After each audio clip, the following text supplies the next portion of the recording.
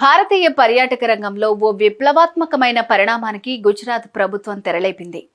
ఎన్నో వేల ఏళ్ల క్రితం సముద్రంలో మునిగిపోయిన ద్వారక నగరాన్ని పర్యాటకులకు చూపించేందుకు సిద్ధమవుతోంది. ఇంతకీ సముద్రంలో సుమారు 120 అడుగుల లోతులో ఉండే నగరాన్ని చూడటం ఎలా సాధ్యం?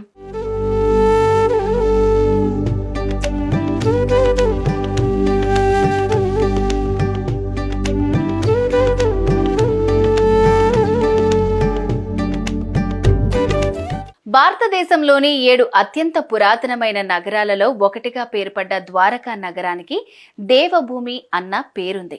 మౌలిక సదుపాయాలను అభివృద్ధి చేయడానికి భారత ప్రభుత్వం అమలు చేస్తున్న హెరిటేజ్ సిటీ డెవలప్మెంట్ మరియు ఆగ్మెంటేషన్ యోజన పథకం కింద ఎంపిక చేయబడిన దేశంలోని 12 వారసత్వ నగరాల్లో ద్వారక కూడా ఒకటి.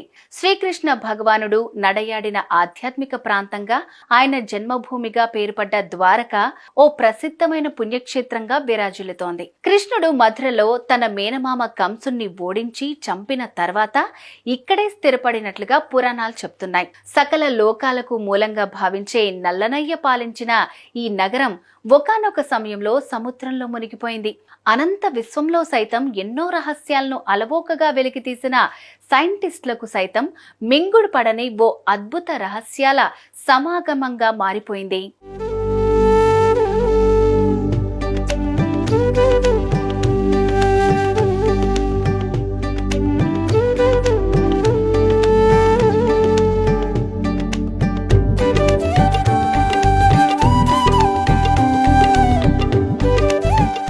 సముద్రపు లోతుల్లో దాగున్న ఇంతటి మహోన్నతమైన ఈ ప్రాంతాన్ని శ్రీకృష్ణుడి భక్తులకు ప్రత్యక్షంగా చూపించాలని గుజరాత్ ప్రభుత్వం నిర్ణయించింది. సబ్మెరైన్ల ద్వారా ఈ సందర్శనను సాకారం చేయాలన్న పాలకుల ప్రణాళికకు అందరి ఆమోదం లభించింది. మజ్గావ్ డాక్ షిప్ బిల్డింగ్ సంస్థ ఈ జలాంతర్గాములను తయారు చేస్తోంది. ఒక్కో జలాంతర్గామిలో 25 మంది ప్రయాణికులు ప్రయాణించే వీలుంటుంది. అనుభవజ్ఞులైన 2 పైలట్లతో పాటు మరో సహాయకుడు ఈ సబ్మెరైన్ ను నడిపిస్తారు. సముద్రంలో 125 అడుగుల లోతుకు ఈ సబ్మెరైన్ వెళ్తోంది. సబ్మెరైన్ గాజు కిటికీల్లో నుంచి ద్వారకా నగరాన్ని పర్యాటకులు సందర్శిస్తారు. నాటి రాచరికపు వైభవాలను, కళ్లకు కట్టే నిర్మాణాలను, శిల్ప సంపదను ప్రత్యక్షంగా వీక్షిస్తారు, తరిస్తారు. అయితే ఈ సబ్మెరైన్ ట్రిప్ కు ఎంత టికెట్ పెట్టాలన్న అంశం మాత్రం ప్రస్తుతానికి ఓ కొలిక్కి రాలేదు.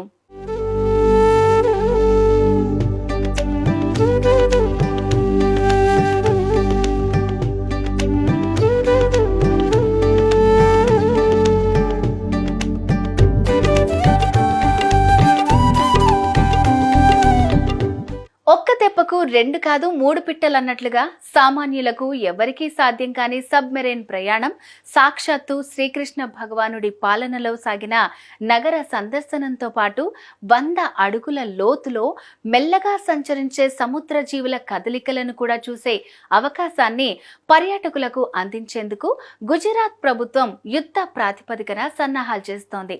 2024 శ్రీకృష్ణ జన్మాష్టమి నాటికి ఈ పర్యటనలు ప్రారంభించాలని ముమ్మరంగా చర్యలు చేపడుతోంది. ప్రపంచ వ్యాప్తంగా ఏ పుణ్యక్షేత్రంలో లేని ఈ సబ్మెరైన్ పర్యాటకం ఇండియన్ టూరిజం సాధించబోతున్న ఓ రికార్డుగా గుజరాత్ టూరిజం భావిస్తోంది. మరోవైపు అత్యంత క్లిష్టమైన పర్యటనగా భావించే సబ్మెరైన్ టూర్లో ప్రయాణికులకు ఎలాంటి ఇబ్బందులు తలెత్తకుండా అన్ని రకాల చర్యలను తీసుకుంటామని Gujarat tourism managing director Saurabh Parthi వెల్లడించారు. ఇది భారతీయ టూరిజం చరిత్రలోనే ఓ అద్భుతమైన మెట్టుగా ఆయన అభివర్ణించారు.